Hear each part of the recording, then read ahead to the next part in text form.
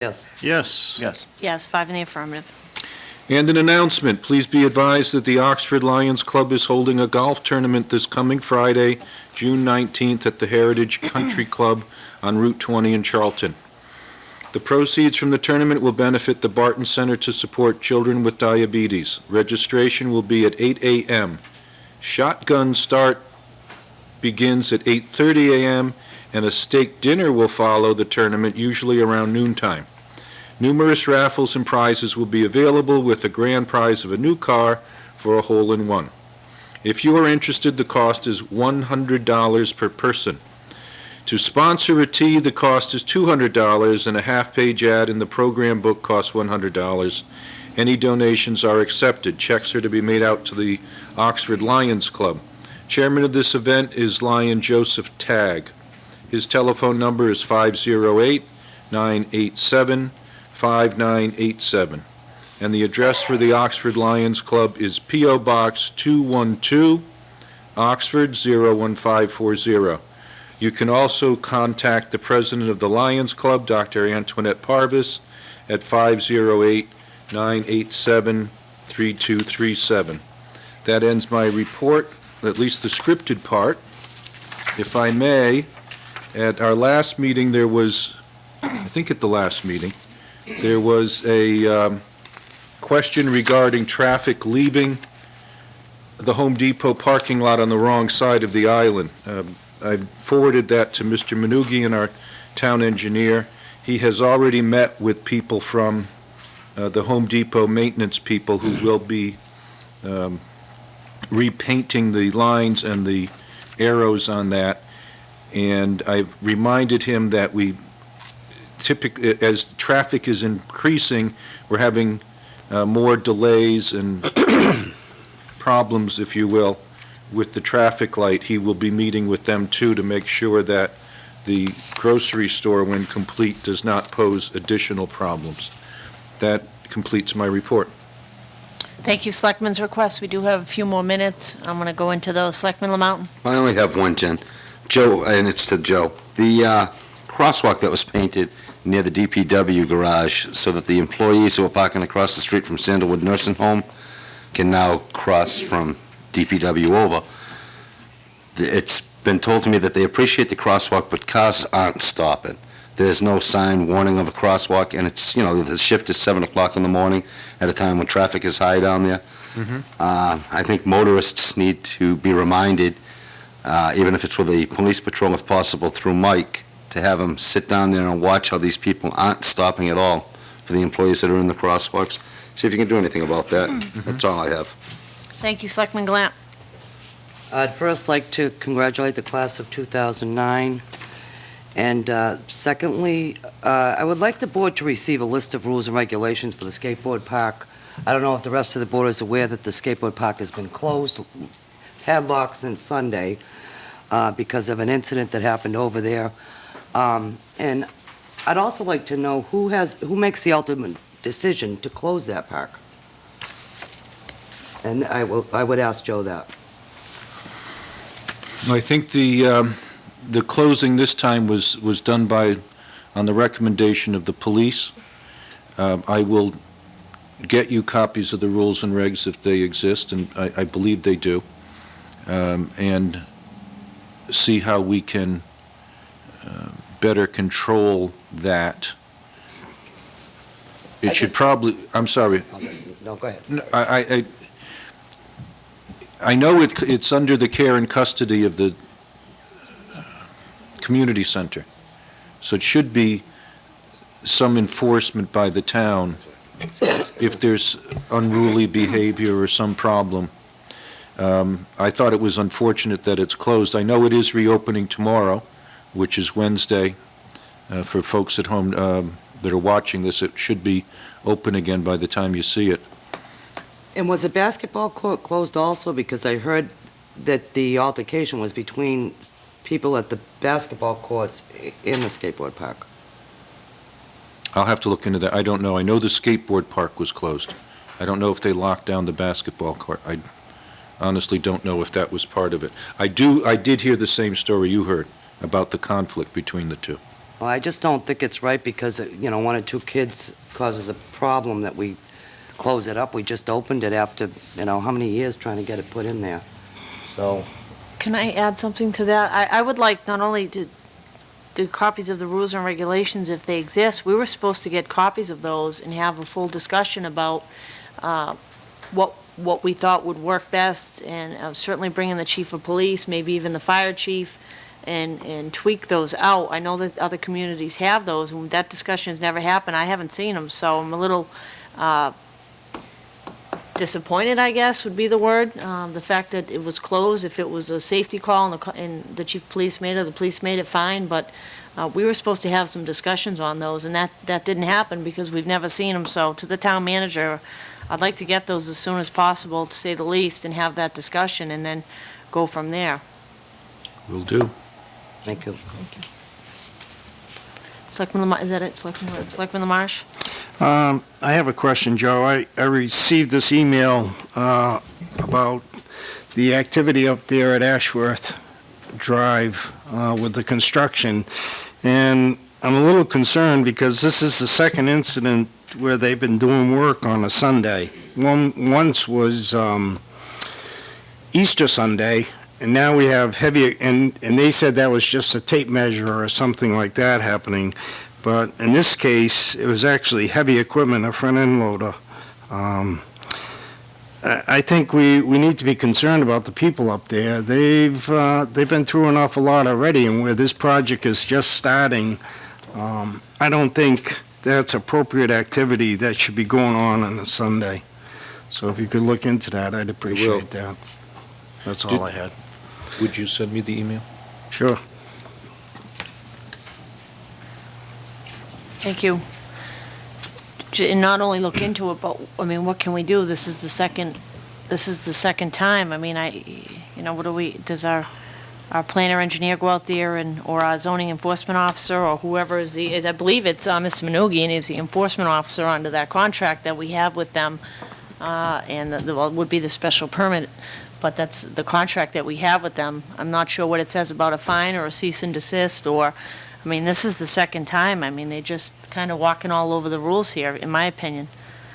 And, they went from bad to worse, from Easter Sunday with a tape measure to trucks and everything else. So I saw that email, and I agree with you. We can't let that get out of hand. We could follow up on that. I will. Thank you. Is that it, Selectman Lamarche? Yes. Thank you. Selectman Sad? Thank you, Madam Chair. A couple of items. First of all, I received complaints regarding trash on Route 56, and it appears the trash is coming from trash haulers who are going up to the Oxford recycling plant on the Oxford-Leicester line. I would like to suggest that the manager contact the Board of Health and have them send a letter to all the registered contractors in Oxford, advising them of the fact that we have received complaints of trash flying out of the trucks and onto private property and onto our roadway. And in addition to that, I would request that a letter be sent to the Oxford transfer station and have them inform those haulers who are not registered in the town of Oxford, because as you know, they take in trash from other communities, and those haulers may not be registered here in Oxford. So if they would take it upon themselves to do that, it would be appreciated by the residents of that area. Also, I've received a complaint about the condition of the road on Cummins Road from the intersection of 56 to Ashworth. As you know, Auburn has resurfaced the road to the Oxford line. From that point to the intersection of 56, the road is in tough shape. I did get a call on it. I went up and I looked, and there are some spots that need to be repatched, refilled. Obviously, the road is going to have to be resurfaced, but under the current conditions regarding our financial situation, I would expect that probably won't be done in the near future, but at least make it passable and have some of those potholes and cracks filled in.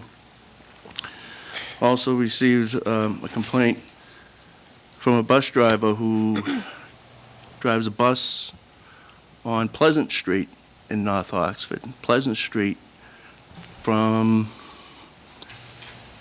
just before the cemetery, past the golf course, to the Leicester line. That section of road is in disrepair as well. Could you find out when that is scheduled to be resurfaced? Man, I think there was sewer installation in that it came up Miriam District to Pleasant Street and then down towards, or north towards Leicester. I've been there a couple of times. I'll see if it's part of the sewer installation, Okay. street opening permit. I'd Get appreciate that a fixed. response back on that, so I can get back to the people in that area. Also, I've received a complaint, and I brought this before the board about a year ago, and this is in regards to a water problem on the corner of Holbrook Road and Allen Ave.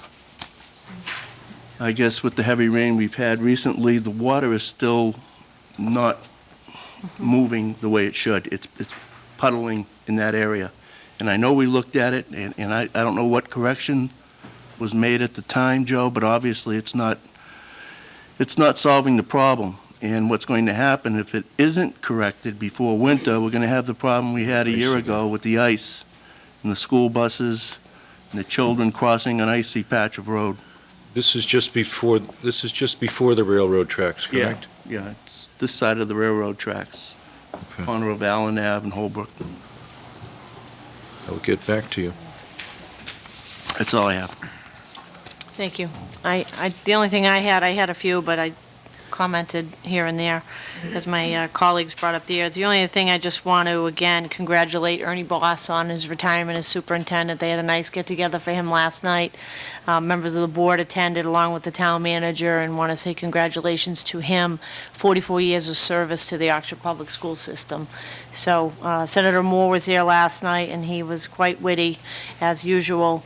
And I believe this was the second or third retirement party they've had for Mr. Boss as a teacher, as a principal, and now as a superintendent. But I think that's it for Mr. Boss. But in all seriousness, thank him for his service and everybody who made last night such a wonderful event. And that's all I have at this time. So looks like we are rolling into the... Could I add one thing? Yes, Just for please. the board's information, on July 1st, because we won't be meeting again because of the 4th of July holiday, on Wednesday, July 1st, Secretary of Transportation, Aloisi, I think it's Aloisi. Jim. I'm trying to picture the name. We'll be here. Representative Kajowski has informed us that he's got the Secretary of Transportation coming out. I'll be meeting with him at the Cudworth Road intersection. So just to let you know that we're getting some attention on that. No, we That's did great. under the, Good. we did under the previous administration. Mr. Cogliano came out here and sat, I believe where Selectman Glant was, and we talked about the same thing, but Yeah, and that was like 5 years ago. that was about 5 years ago. So I guess it's the Democrats' turn to bring out the Secretary of Transportation, so we'll be happy to see him as well, and maybe we'll get that light at Cudworth Road at some point. Okay.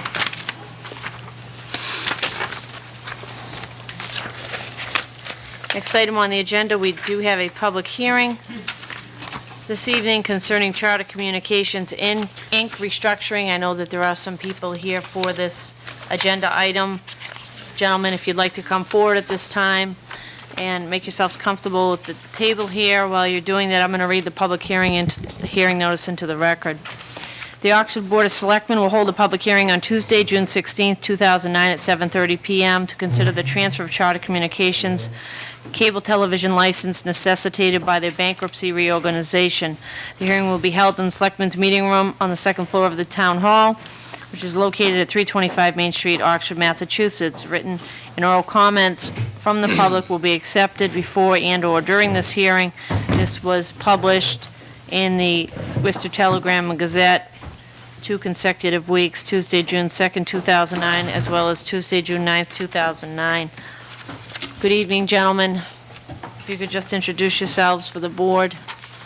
My name's Greg Garabedian, Vice President and General Manager for New England. Good evening. Tom Cohan, Director of Government Relations for Charter Communications. Peter Epstein, I'm your special outside counsel for cable TV matters. I negotiated a couple of your cable franchises in the past. Thank you. He's on our side. Okay. Well, we did receive, just for people at home, kind of catch us up here. I received an opening statement, which I'm not going to read, and some other things here about Charter's bankruptcy, what it means to the town of Oxford, what it means to the contract that we currently have with Charter, which I believe runs till 2013, and what it means for, more importantly, the ratepayers. This is a public hearing. If anybody has any questions whatsoever, please feel free to raise your hands and ask. The board is not required to make any decision this evening. If anybody has any comments or questions that they'd like to submit in writing, they can do that to our office, and we'll try to get those answers to you. I believe we have until August to make a decision on this matter, if I'm 120 days. 120 days, From thank the you. April 17th filing. It would be August 15th or 16th.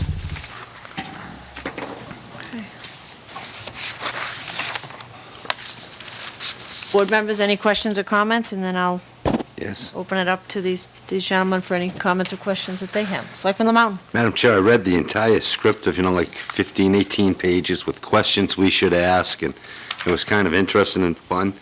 And it says, please allow 1 hour for this, and let's just cut to the chase. Bottom question you guys have written here. Finally, please explain why the Oxford Board of Selectmen should approve the Form 394 request to transfer the cable television system from Charter to the reorganized company. And just a little sub-question to that. What is the new reorganized company?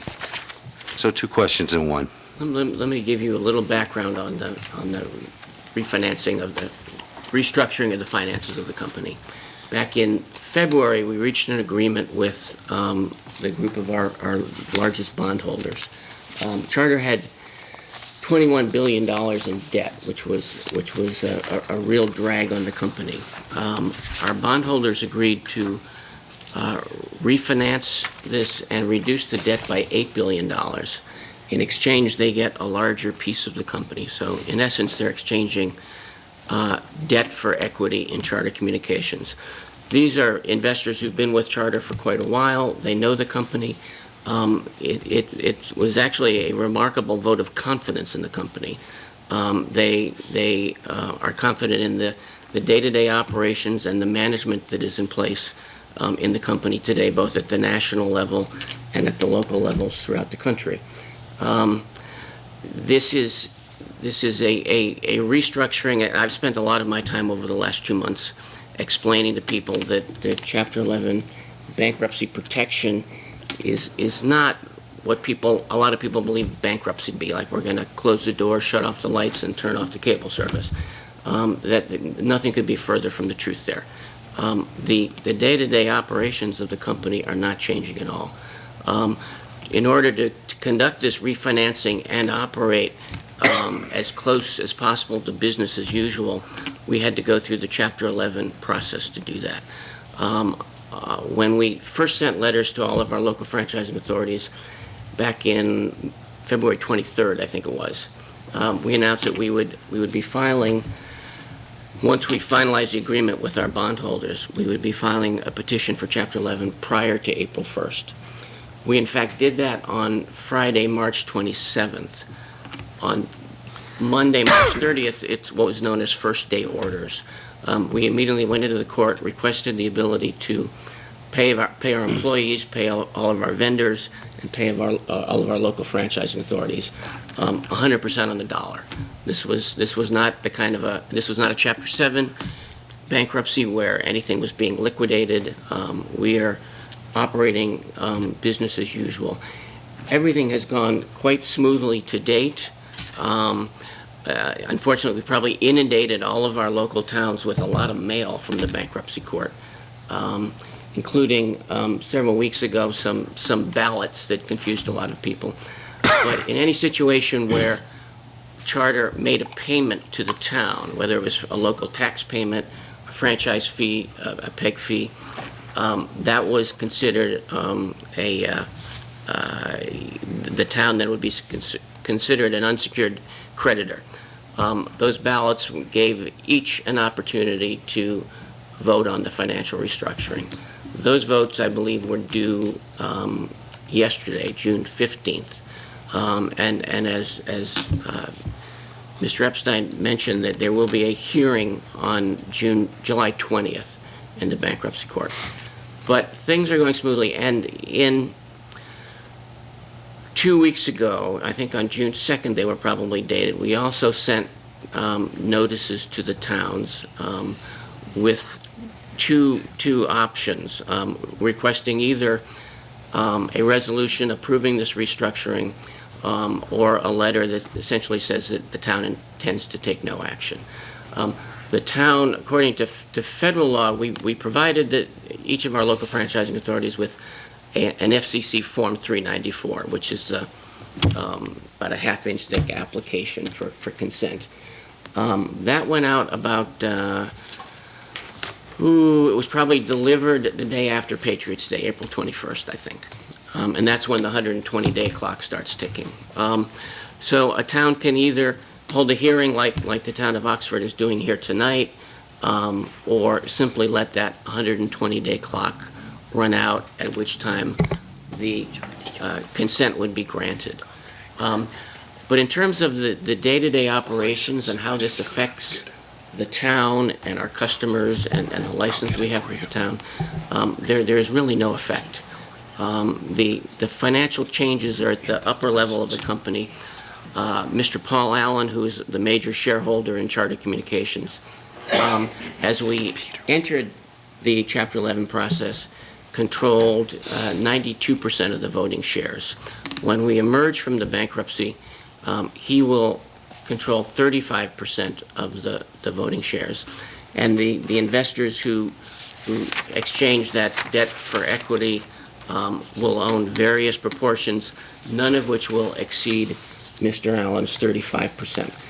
So the entity that actually has the franchise with the town of Oxford and every other franchise in Massachusetts, Charter Communications Entertainment 1 DST, will still be the franchise holder. We are not asking for any concessions or changes to our franchise agreements. We intend to continue to abide by all of our obligations, make full payments, whether it's to the franchise fees or the public educational government access related fees, taxes, etc. There are no employee layoffs as part of this restructuring. There are no rate increases as part of this restructuring. So it's very much business as usual and will be pretty transparent to our customers and our local franchising authorities. So then I guess with that last comment that you just made, why the show? Why this? If nothing's going to change for the citizens of This is Oxford. required. In fact, we had several states where we deal with state franchising, the Vermont Public Service Commission and the Connecticut Department of Public Utilities. Both gave us letters saying that they did not think this arose to the level of any change in control, so they weren't going to take any action. They didn't even need us to seek approval. To be on the safe side, we are providing these 394 applications to all of our franchise authorities in Massachusetts and New York, because state laws require, give an opportunity for the towns to have a public hearing on this. So, Madam Chair, I guess to you or to the town manager, did we ask them to come forward for the public hearing, or did they request the public hearing? No, I did that, You did that. because I did not know what the town should do. I didn't know how to advise the board when we received the Form 394. What should we do? So I called our special counsel, on the cable matters, and he gave us the regulations on holding the hearing, which we schedule. Thank you, Madam Chair. I have no more questions. I guess Can I to clarify council, something? sure. There is a peculiar conflict between state and federal law. The regulations of the state, we do have a state cable commission. They have a set of regulations, and their regulations still require a hearing within 60 days, which is what the town is doing. Now, as Mr. Cohan explained, the federal law, which requires, in certain circumstances, is 394, and says communities can, in effect, do nothing, and if 120 days goes by, then the transfer is deemed to be approved. I'm not quite sure why the state, if it feels like these hearings are not necessary, doesn't change the regulations, but that regulation is still on the book, so I'm not sure the state will do anything about it. But I think that's why there are some communities that have the hearings, other communities may not be having the hearings. This is somewhat unusual in that the transfers that the state has dealt with in the past and is more typical is when one company is purchasing another. And that's not the case here. So that when the Adelphia systems were sold to either Time Warner or Comcast, there was a new company coming in, and town officials really had a need to find out what's the new company all about. But in this case, the charter going into the Chapter 11 and the charter coming out of the Chapter 11 is going to be the same charter. Thank you. Can I just ask a question to our council? And I don't have the license, the existing license agreement in front of me, but what, I do have a vague memory, it's a 10-year license agreement, I believe, and we're good till 2013 under it. What does bankruptcy do to the obligations of the parties to the license? And specifically, does it give the town the authority to not agree to transfer, number one, or does it put us in any better position than we were with or without it? What does it do to the standing? I'm not sure the Chapter 11 filing really changes anything. In your current franchise, the transfer provisions reference state law, and in fact talks about the consent of the issuing authority shall be given only after a public hearing to consider the written application for transfer. So I don't believe that the current Chapter 11 would really change anything. Charter has said to you that it's going to honor all of its commitments. I'm assuming that it continues to pay, I believe it's a 3.5% franchise fee to your local access group. I did talk to the town manager, and I said, you may want to just go over the license and make sure that Charter is complying with everything, but I have no reason to think that Charter is not complying with everything. What I would say, and I did mention this to Mr. Cohan before we came in here, and I think that Tom actually referenced this, there is a sort of template resolution that's part of the 394, and it simply gives communities the ability to consent to the restructuring. And I was pretty candid when I talked to Mr. Cohan saying, well, you're asking municipal officials to basically approve of the reorganization, and there may be nothing wrong with the reorganization, but I'm not sure that you want to sign something saying, yeah, we agree with the reorganization. I'm sure that document itself, I think it's on a CD. Isn't it? Is it on the CD? Which is that? There's a CD in the package that is basically our Form 10K, which is the annual report. Is it just the, okay. Yeah. All right. So, again, it's not necessary. If you don't sign it, it's not going to be an affront to Charter. Again, what the law says is that within 120 days of having received this form, the selectmen basically have several options. You can affirmatively approve it. You could write to Charter and you could say, you know, we've looked at this, we've had the hearing, we think everything's fine, we approve. You could deny it. I'm not sure why you would deny it, but that's an option. Or you could simply let the 120-day period expire, having taken no action, in which case it will be deemed to be, in effect, a constructive consent. It's up to you. You know, but I think it's useful for the town to have looked at this so that you understand it. As Mr. Cohan said, you know, this is different from another operator coming in and buying Charter. It is different. But fact is, this is still before the bankruptcy court. I believe it's in New York. The bankruptcy judge has scheduled a hearing for July 20th, and I believe at that time he is going to make a judgment about the reorganization plan. So frankly, I think it's easy enough that that July 20th date is within the 120 days. If the judge approves the plan and doesn't seem to have a problem with it, then I would think the selectmen would then say, well, look, they've approved this, and you can then either do one of two things. You can send a simple letter to Charter approving, or you can just let the 120 days come and go. Can I just get back to my question? My original question was, so you saying, and again, I don't have the license agreement in Yes. front of me, that there's absolutely no reference to bankruptcy in the original license agreement? Because that's what I would like an answer to, and I wish I had asked for it, and I don't have it in front of me, so Yeah. I can only go by what you tell me, and I would find it hard to believe that there is no reference to bankruptcy in there. There are references. Because I want to read it anyway, but I'm Okay. asking your opinion. I'll look. There are certainly references to the licensee, which Charter is, abandoning the system or terminating the agreement, or as I said, in Article 2, there's language about transfer.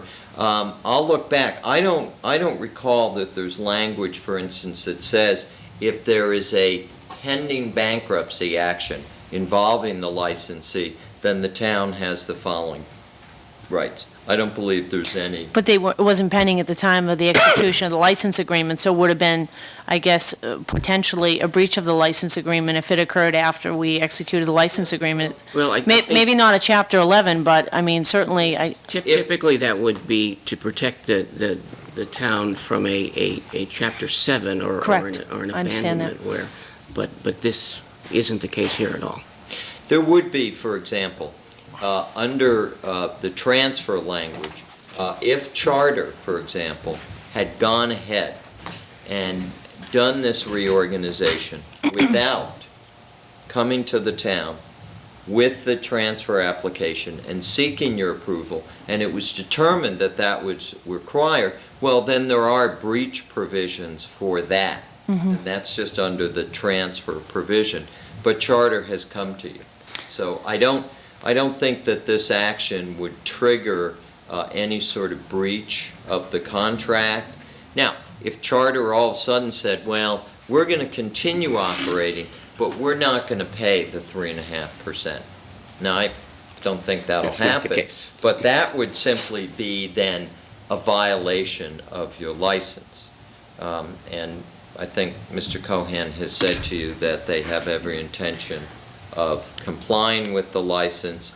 So I don't think the Chapter 11 triggers anything in the franchise. But, you know, I'll take a quick look again. I drafted this, and I just don't think we had anything in there about that. okay, I don't have any intentions of signing a resolution on a reorganization. Now, you said that there are going to be, that the exchange for the debt, the refinance and reduction of this debt, I think you said it was by $8 million unless. $8 billion. Excuse me, $8 billion. Okay, I mean, that's all we talk these days is billions and trillions, right? Millions are old-fashioned. That in exchange for that, the bondholders would hold a greater share of the company.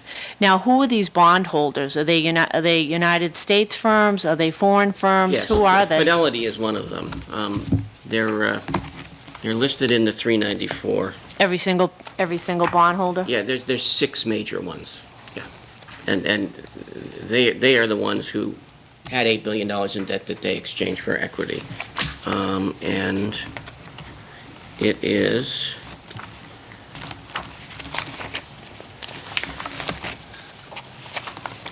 Apollo Global Management, Crestview LLC, FMR LLC, which is Fidelity,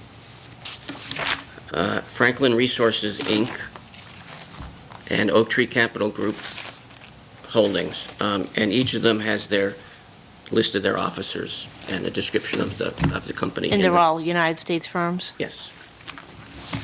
And are they, how is the structure going to work with regard to elections of officers, And- appointments? I mean, how is that all going to work now with the shift to Well, these bondholders? All of the Class A stock in charter will go away when we emerge from bankruptcy. When we emerge from bankruptcy, for a time, we will be a privately held company. The intention is to issue public stock soon thereafter.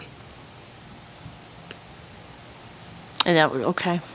So the list of the officers is in here as well, and that will stay the same. And part of the agreement on the restructuring of the finances with these bondholders is that the chief executive officer and the chief operating officer stay for a period of at least 3 years, I think it is.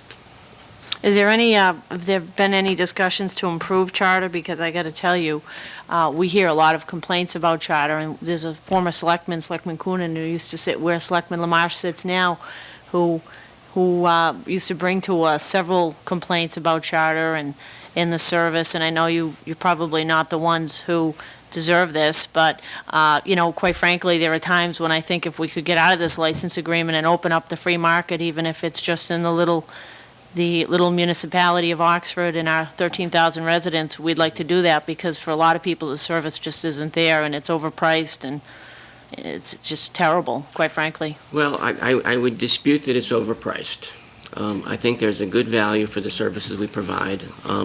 People forget that, we've invested $100 million in building a network in Massachusetts. And it costs money to get the wires down every street. As part of this restructuring, we're again, not just continuing to operate as usual, but continuing to invest in the company. Faster internet speeds, more HD channels, the things that our customers want. And we're continuing to work on the customer service. We've set up these virtual call centers so that people won't get busy signals.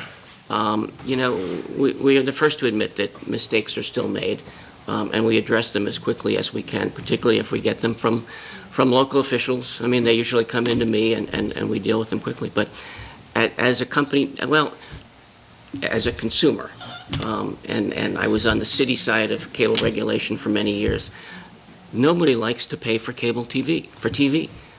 If you're old enough to remember when all TV was free, you forget that there were only 3 channels. Well, there's only 3 channels that I watch, and I get 350 channels, and most of them, There's probably I are can more than 3 understand the channels you language watch. on 'em, Most and- people watch more than 3 channels, and they appreciate the diversity of the programming. Nobody will say that I watch all 300 channels. What about cable à la carte? Are you working on that? Cable, we have video on demand, and we have pay-per-view, but despite what one might think, cable à la carte would probably lead to higher prices for the consumer. And some of the niche channels that a lot of people like would probably go under if they're not packaged in a larger group. I find that hard to believe. You're right. I don't want to hog the. Well, if you think about it, everybody thinks they want certain channels. And if you package these things in small groups, which we have tried to do that in charter, you're very likely to pick something from 3 different groups and paying 3 different prices. I'd bet you right now that out of the 5 of us here, we could probably pick 50 channels, and that would do it for all 5 of us, but that's just me. There's more than 12. Nesson, But- Fox. It's more than Channel 12. I didn't know But that. Selectman said, But if you interviewed everybody in town, they'd pick a different 50 channels. maybe I'm wrong. Well, That's why we the service offer as just, many as we can. it's just not there. Selectman said. Thank you, Madam Chair. A couple of questions. I'd like to start off by getting a clarification. You mentioned the figure of $21 billion in debt. Is that nationwide? That was the debt for charter as a corporation, yeah. That's nationwide. Okay, what's the billion? $8 billion is the portion of that that was reduced. Those investors who we owed $8 billion to basically said, make that equity. And we're going to leave it there, and because we're confident in the company. The day-to-day operations of the company are strong. So when we come out, we'll be left with 13. Yeah. Okay. The difference, I mean, you'll see a lot of headlines in the paper about troubled companies, whether it's the automakers or others. Their problem is they don't have people walking in the showrooms to buy cars. There is still a strong demand for cable TV, internet, and the bundle with the telephone service, so that our customers are there. There's a lot more competition today than there was, so that we're competing with the satellite dish companies, and sometimes we have Verizon, but it's, the demand is there. Okay. I have a concern about, you did say that once this all goes through, nothing will change. It will be operation as usual. That's what you said. Yeah. This is where I get totally blown away, because if you're going to be operating as usual, well, then what you're saying is, well, we may go back into debt again. Because operating as usual got you $21 billion in debt. Well, I think And I don't want to see you go in debt again. the debt is largely as a result of the way the company was built up. Charter was a medium-sized cable company in St. Louis. Paul Allen, who you may know his name, he's one of the two original investors in Microsoft, and left Microsoft a very wealthy man. He had this wired world concept, and he started buying small to medium-sized cable systems around the country, generally staying out of the big cities. But he built Charter to a point today where there's more than 5 million customers, 16,500 employees. But in doing that, he was buying cable systems at a time when the prices were probably at a premium. And things have changed, and it certainly allowed him and Charter to become a big nationwide company. We're now the fourth largest in the country. Yeah. But at the same time, it brought us that heavy debt load that we were always making huge interest payments. Well, where I was brought up, you go into debt because you don't know what the hell you're doing as far as management is concerned. I don't think that's the case. That's the way I was brought up. That's the way I learned it. And the thing is, you talk about confidence. I have no confidence in this cable company whatsoever. And there are people in this community, this state, and this nation that do not have confidence in Charter Communications. And this is why. This is why. They see a company going $21 billion in debt, and they can't make a phone call and get a local person. They got to talk to somebody from Pakistan or India or Georgia or Florida to have a question answered, or to get some information on correcting a service question so that they can get their TVs going. As far as I'm concerned, this company has grown so massive that the only ones that benefit are the ownership. The consumer does not benefit. The consumer gets less than the owners and the employees of the company gets. And that's what killed us with our economy today. These big companies, insurance companies, not knowing what they're doing when it comes to the consumer, just being concerned about their pockets. And this is what happened to Charter. And as long as these companies continue to get as large as they are and have the ability to use bankruptcy to get back on their feet so that their stockholders can make money and their executives make money and get big bonuses, that's what they're going to do. It's a vicious circle, and the guy ended up holding the bag is me and everybody else. That's the consumer, and I think that's wrong. As you can see, I'm not a big fan of Charter Communications, and I'm not a big fan of any company that can take advantage of a system where you can go bankrupt, fall into bankruptcy, go back in, get protected, and business as usual. The little guy still ends up carrying the burden. And that, I guess, that's the way we operate in this country, but I think it's wrong, and I think it's time for change. But I'm not happy with this at all. In this case, I don't think there was any burden on the You know, little guy. and another thing, why are we having this public hearing when we cannot do anything? We are taking up our time taking up the attorney's time that we have to pay? For what? If we can't do anything anyway? We cannot do anything. The best I can do is open my mouth and blast off so people can hear, and maybe they'll agree with me and see the light. But we can't do anything here. We're sitting here as public officials, having a public hearing, and it doesn't matter if we take action or we don't. You're still going to be in business tomorrow. That's how small we are. We're a grain of sand on the beach. One small grain, because Charter is a big beach. There's a lot of sand on that beach. We don't matter. That's sad. That really is.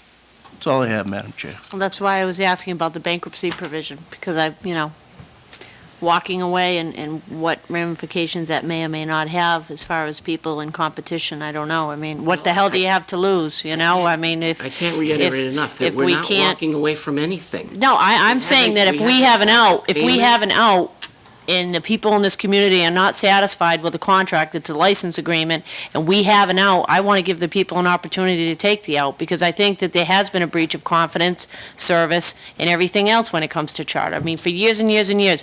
You look at this board, there's probably 50, 60 years of experience, and people have been dealing, not that you've been around that long, but we hear it all the time. And, we're not picking on you, you're doing your job here tonight, we get it. But from an accountability standpoint, how is it going to get better for the customer? You're saying we're going to continue to improve and invest. Now you're going to have 6 conglomerates who are going to be more than 50% owners of this company calling the shots. You're going to be private, and then you're going to go public.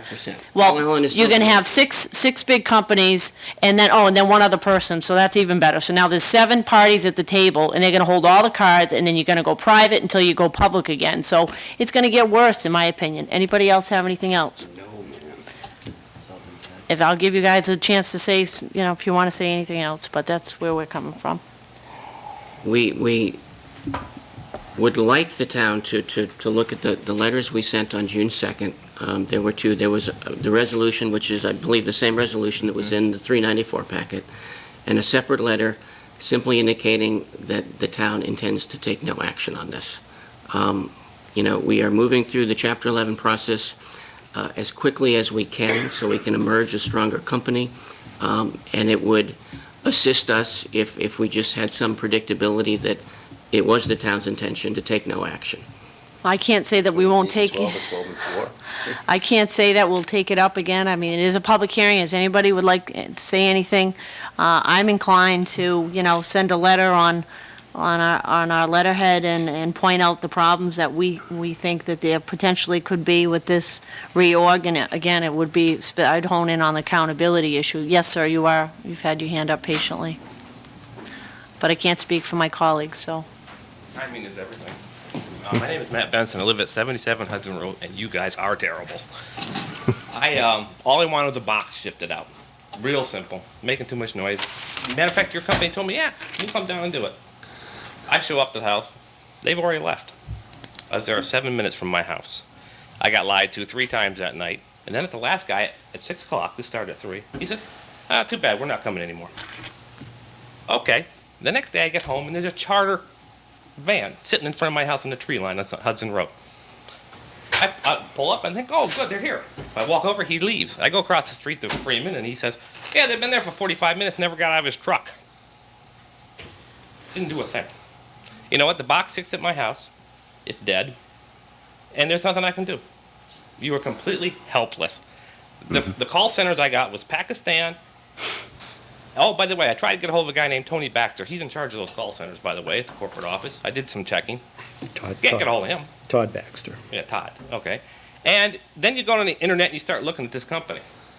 They're rated number 14 in cable companies. Guess how many cable companies are in this country? 14. There you go. All right. Okay, they're the worst. And they have been the worst for a long, long time. Now, we're taking over the water company, right? Yeah, trying. Let's get rid of these guys. I think Why can't we do the same thing? I think Selectman Glenn has Why brought can't we that just up. get rid of them and say goodbye? Why can't we talk to Verizon about getting them in or somebody? Because it just, I don't mean to beat up on you guys, and I know you're here because, you probably take this all the time, but I'm a call manager where I work, and I don't know about the business at your place, but at my place, we value every customer double now. Because, A, it's hard to find new ones, and the old ones are going bankrupt. And here you guys are, just, who cared? They didn't care. The call centers didn't care, the people didn't care, and it was like, you know, you're, again, Selectman said is exactly right. You're just a little, and you don't count. My recommendation is, get rid of them. You know, simple as it got, get rid of them. Thank you. Selectman Lamarche and then Selectman Glant. We probably all could come up with all sorts of stories of our handling with charter. Probably to relate to that, I have a very close personal friend who works for charter, and when I've had problems, he can't even get it corrected.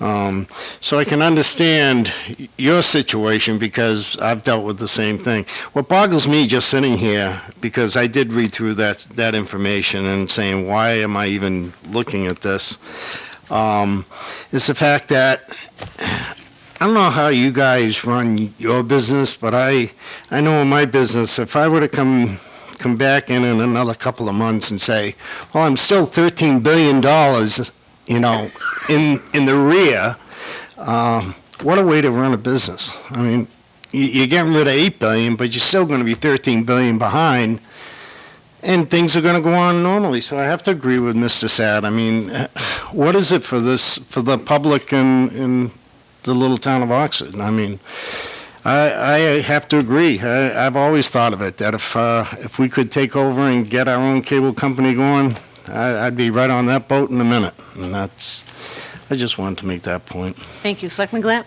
It's gonna be more of the same, I guess. And I feel bad, I really do, that you guys are the ones that have to hear all this. They probably make all the money, though. So maybe not that bad. But, the complaints we get about the price of cable, especially people on a fixed income, to sit and watch TV is costing, what is basic cable now, $70, $80 a month? It's about $12 a month. No, It's less than $15 a month for basic cable. is that what I'm paying? But ask them what basic cable is. Yeah, what is basic cable? It's the local broadcast channels and a handful of other channels. Probably 20 I'm channels. talking about the lower tier. That is the lowest tier. Without- This is an entry-level service that you won't find on direct broadcast satellite services. And how many channels? Channel 2 through 26 or something. Oh, okay. And then the expanded basic is probably $60. Okay, that's the one I'm talking about. But we get a lot of complaints about the price, as the other members have said. And the service, I have made complaints. I have gone through the phone tree that this gentleman has. I've called St. Louis. I've complained, asked for a call back, never, ever gotten a call back from them. Is there something you can do about that? You can call me. Oh, good. Can we put your number right up there right now? I can give you my card before I leave. All right, that's great. Yeah, that's all I have. It's more, you know, the same as the other members have said. We've had a lot of complaints about your company. And if there is a way we can take it over or get some competition in here, I'm the first one that will be on that. Okay. It's a public hearing. Council? Yeah, there have been a couple of references about getting competition, and a couple of things. This cable franchise is non-exclusive by law, so at any time, the town can go out to bid to try to get another operator in. And again, you don't necessarily want to get one operator and then replace it with another operator that's going to be another de facto monopoly. People mention Verizon, and as you may know, Verizon is seeking franchises in the eastern part of the state. Hasn't quite gotten this far out from Boston. And at any time, you don't have to do anything. I mean, if you wanted, you could ask Verizon if they're interested in coming to town. At some point, they may express interest, and there is a process under state law to follow to license another operator. Again, not getting rid of charter, just getting somebody else to come in and compete. And that's the great American way. You have companies competing, and hopefully what happens is the subscriber will benefit. Verizon, as far as I know, probably has about 100 franchises in the Commonwealth now, most in communities that have two, in other words, Verizon and mostly Comcast. There are maybe a dozen, few more, have three. 3 operators. So I suspect the day will come where you probably will have competition, and all I can say is it's totally lawful. There's nothing, you don't need to do anything about charter. All you have to do is, if that day comes, there's a process to follow, and whatever that company is, hopefully you reach an agreement, so you would then have 2 operators in Oxford competing against each other. So it's probably not going to happen this year, but, maybe next year or the following year. Thank you for that. Yes, it's a public hearing. Would you like to say something, sir? Bill Maslow's 5 Willow Street, Oxford. Happened to catch the gentleman from Hudson Road on here. I just got back from dinner and I heard this. I wish I had known. I've been a subscriber for Charter since day one. You are the worst I've ever seen. The damage you've caused to my house, quality control has come out, they've never done one thing. Broken ceiling panels in my home, set up a computer, they took the modem, and they screwed it to a heater. Called the quality tech out, he looks at it, oh yeah, that shouldn't have been done. Have you rectified it? No, you haven't. Okay? Stretched the new lines a few years ago, said it'll take care of all of it. And I'm sure everybody who lives in town knows that they sent the package out to pick a new package if you want to stay with what you have. I chose to stay with what I had, an HBO 1 and 2. The very next day, the screen is blue for those 2 channels. Why? Because I didn't pick a new package? You people are horrible. Horrible. You're worried about filling your pocket and never mind about the rest of us. And as far as you're competitive, your price keeps going up and up and up. And what do I get for it? Nothing. Your computer is horrible. Horrible, the worst. You turn around, changing the HD, they're going to charge me for them to come out and install the HD? Throw me a mint, please. Are you out of your mind? I took the box, I put it in. Then a remote that you gave me that doesn't work, and they want me to give them another $5 for a remote? If we didn't have, I'd blow it. I don't want the system. It is the worst. It's $21 billion. $21 billion. Keep filling the pockets, because we're going to keep paying for the worst service I've ever seen. The worst. And for me to come up on my anniversary, because you guys are prime time, I had to come see you guys. You guys need to carry this message back to the folks out there that work day in and day out like I do and like everybody else in this community. Service-oriented. Service before self. Okay? That's what I do for a living. Service before self. I put everybody in this community first before I put myself and my own family. You guys do nothing. Nothing. The gentleman on Hudson Road, 45 minutes, an hour and a half. They sat at an intersection on Willow Street and Walnut at the fork in the road, sat there for an hour and a half and did nothing. I'm right next door. That's where they're supposed to be coming. Never did a thing. Drove right off. Drove away, never came to my house, and then when I call, I get a nice young lady out in Georgia. I'll forward this off to the Massachusetts office. I'll let them know, quality control, let them know of your concerns. Thank you very much. That's all I ask. 3 years. 3 years. Did you come down and replace the drop ceiling in my house? No, I did. If you want, the modem's still screwed to the baseboard heater, so you're not supposed to have that stuff sitting on heat.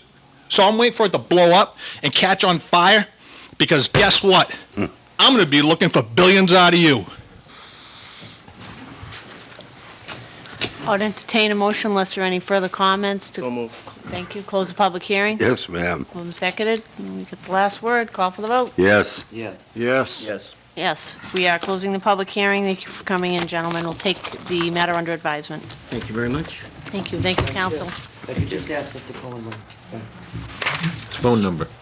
Yeah. If you And could leave a I card. seriously won't give it out, but if somebody complains to me, I will be calling you Well, I hear from local officials all the time. That's what I You do. just give it to our clerk, that would be wonderful. Thank you. and thank you for calling. Thank you.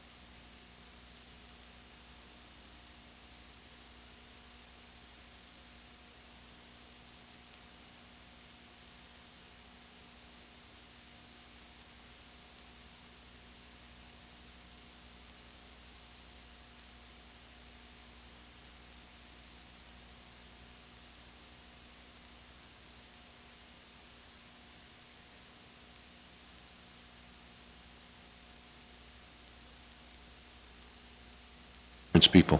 Through the MMA, we signed up with a number of other communities, and we got a favorable rate. It's under 6 cents a kilowatt hour for electricity supply.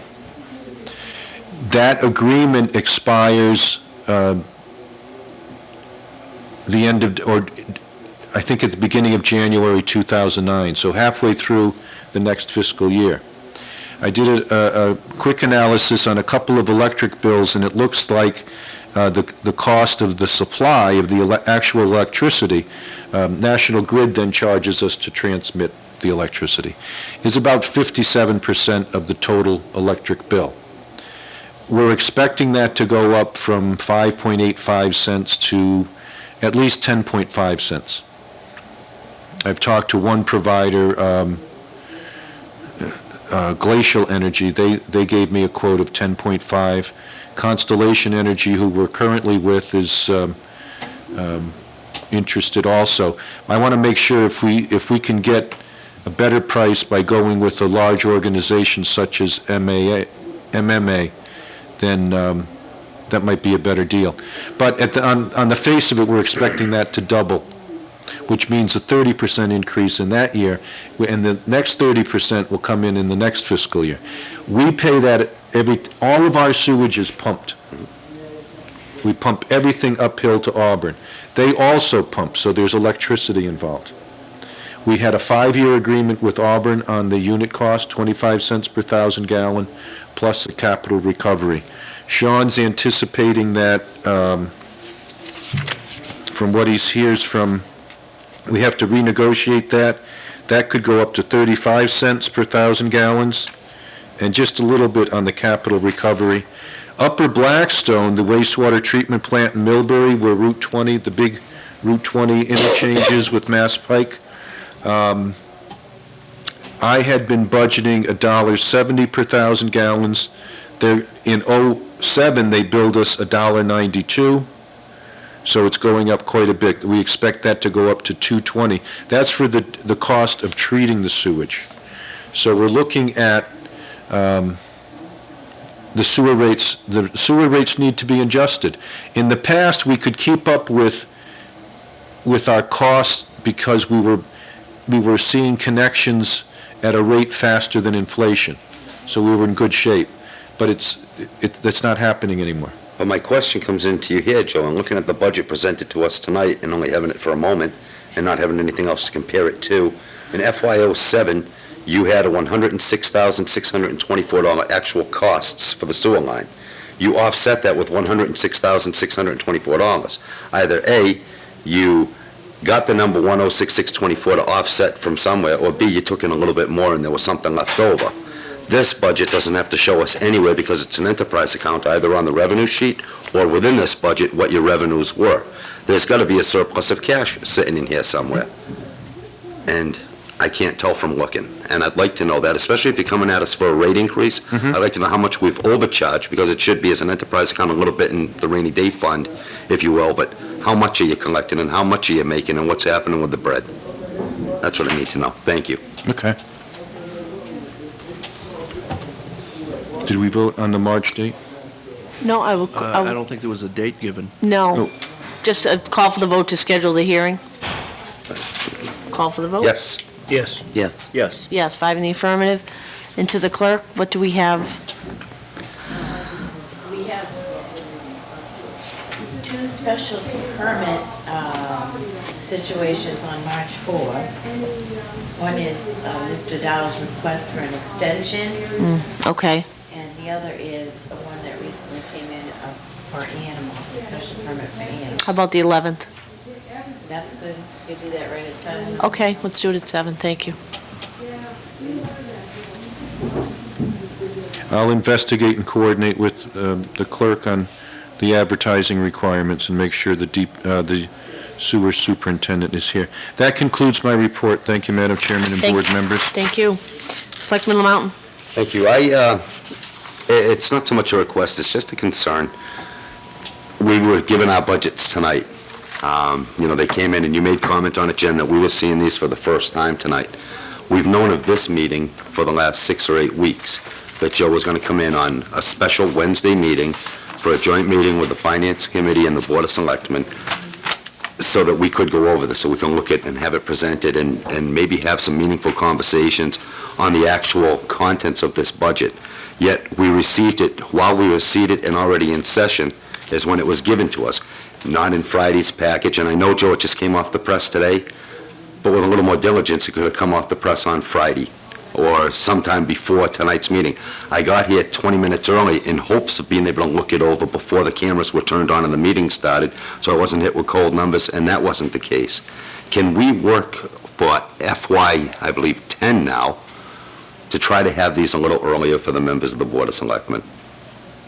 I think, at least in my experience, this was, and I said it when I introduced the staff, that this was a difficult time we've been going through. And I didn't even mention that Mrs. Folio's illness. She was out for a week with an ear infection.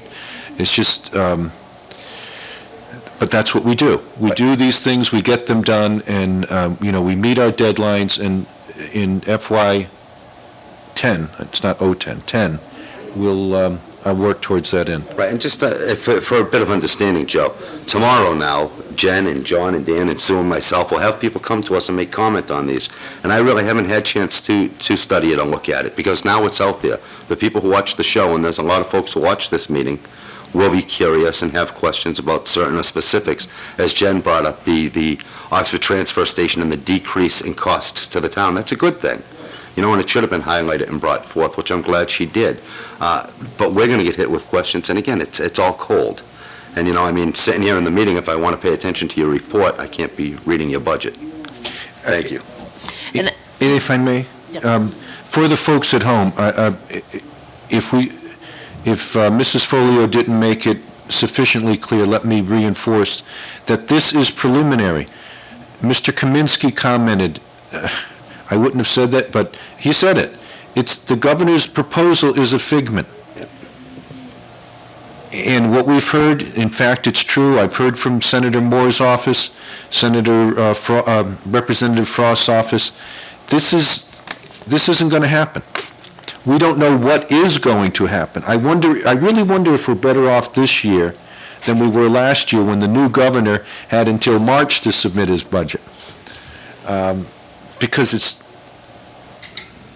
I would not do that. Right, but if it weren't you making those comments, it was Dennis the year before you and the year before that, making the same comments, and Don saying we're throwing a dart at a moving target. Yep. Okay, it's been said for my I think this might be my 8th budget presentation now, okay, that I've heard and seen the same thing. You don't get a cherry sheet. What was it said today? The last time a cherry sheet came in on March 1st was under Mike Dukakis. Yes. Okay, so, we haven't played in that arena for a long time, thank God. And Is that the one he delivered in a tank?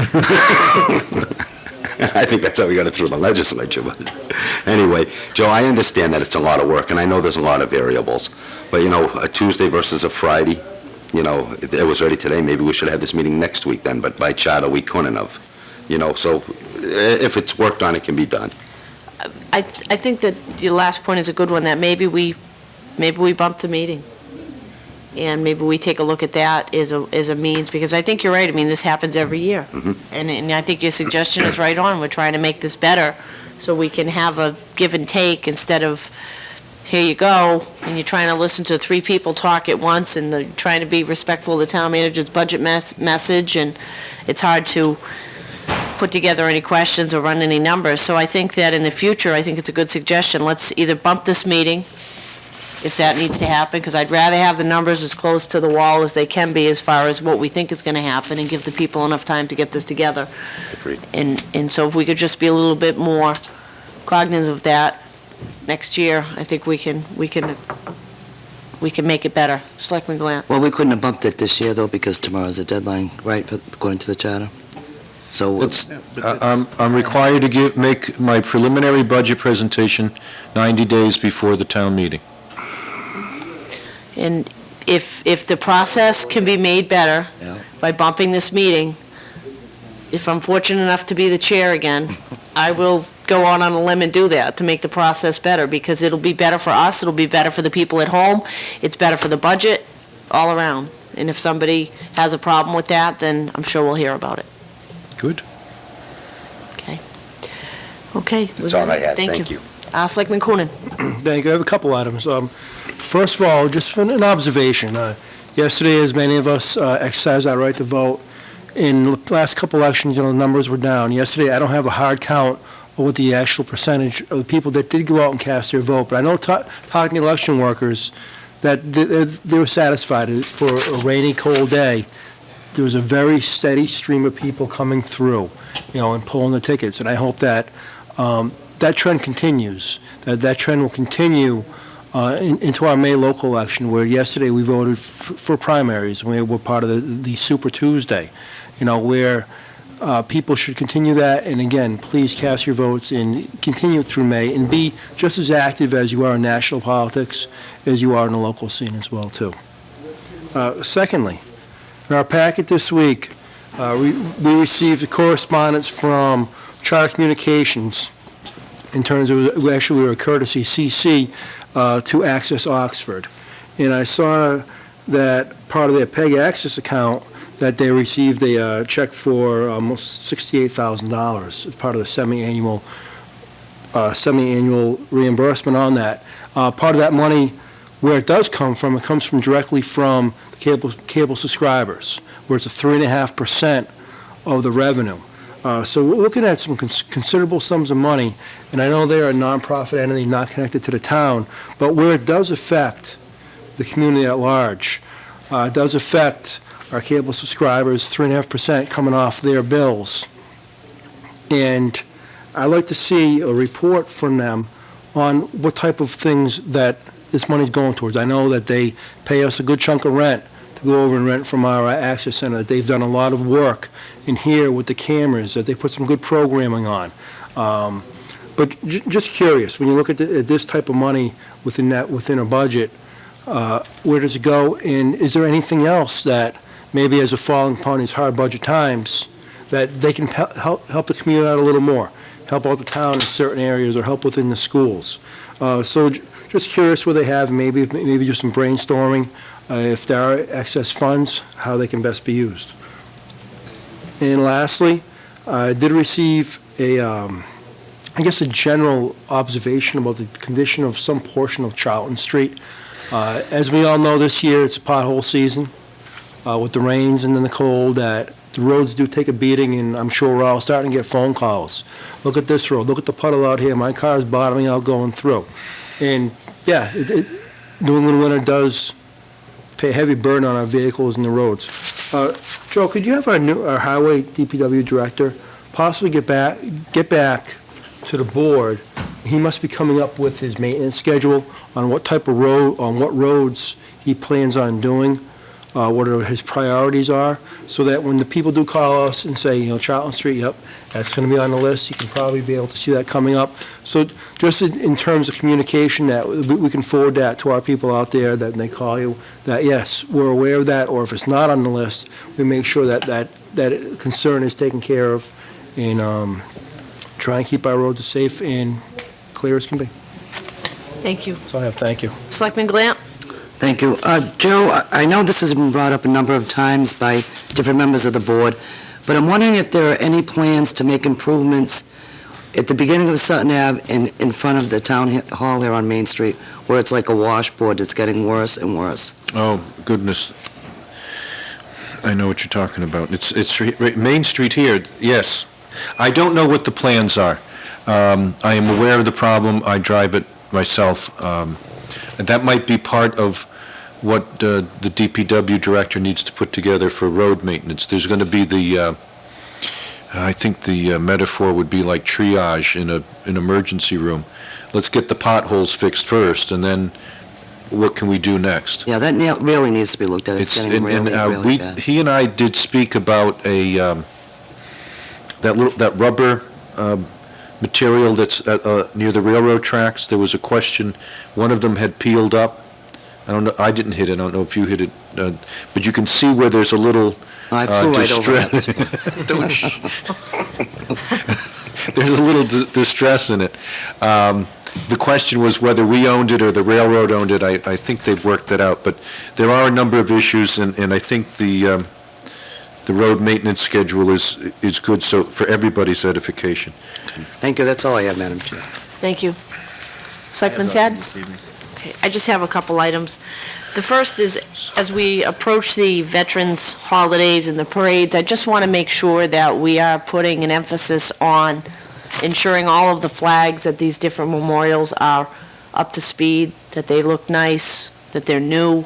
I know that we've had a couple moments over the last few parades where I think it was Selectman Coonan pointed to the flag above the Korean memorial, and it was ripped and it was faded, and it's something that I want to bring up now, so as when we come upon these times, it's not forgotten and we don't put our best foot forward. So if we can just check on that and make sure that all those flags are in the appropriate condition. The next item I have is in anticipation of the budget discussions and reading the newspapers over the last several weeks and having concerns, both as a public official and as a taxpayer of the Commonwealth, about this budget that has been proposed as House 1, the governor's budget. And it's beyond even partisan politics when you have a governor who submits a budget based upon casino revenues when the Commonwealth doesn't have any casinos, and we're light years away from, even if land was bought tomorrow and construction started, I mean, we are years away from that. And what I would like to do is ask my colleagues to support me in sending a letter out to our neighboring cities and towns. I don't want to create a tremendous amount of work for our clerk, but I think it rises to the level where we as a board, an executive board of our town, have a duty to our taxpayers to at least say, look, we don't appreciate this budget. This budget does not help us. This budget does not provide adequate funding for our schools, for our public safety, for our DPW, and for all the other departments that we need to run our town effectively without any fluff. It just does not do it in any way, shape, or form, nor does it provide a roadmap on how we can do it.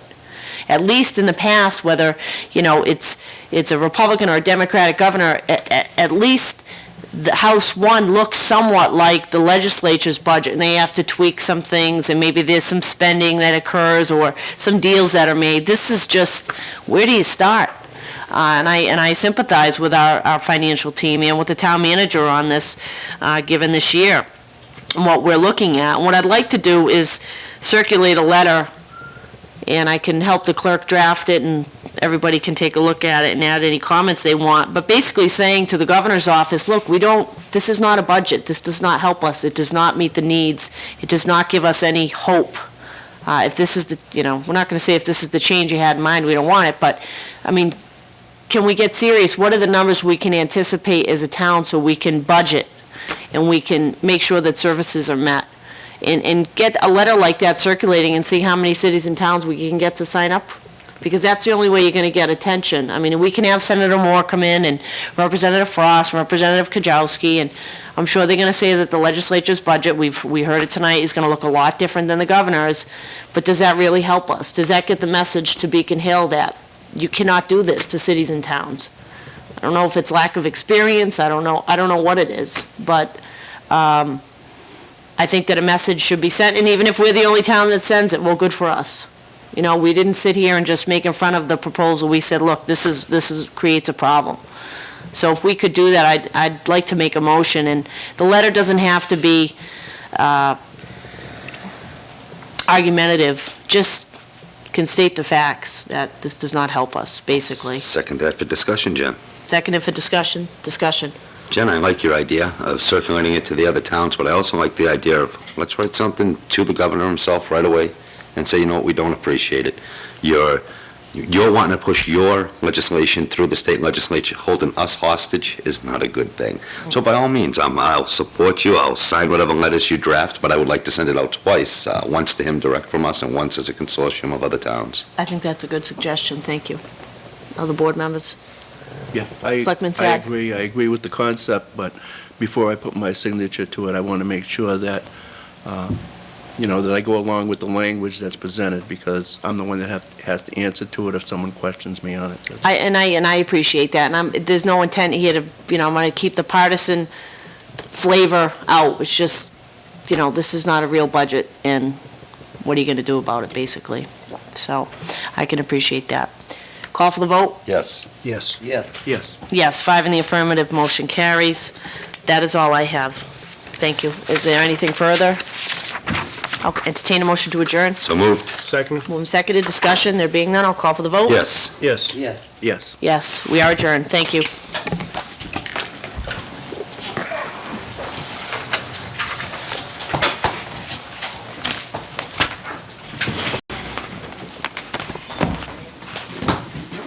You know what? I mean, I think it's fine. We made it held hostage because once casinos, we can all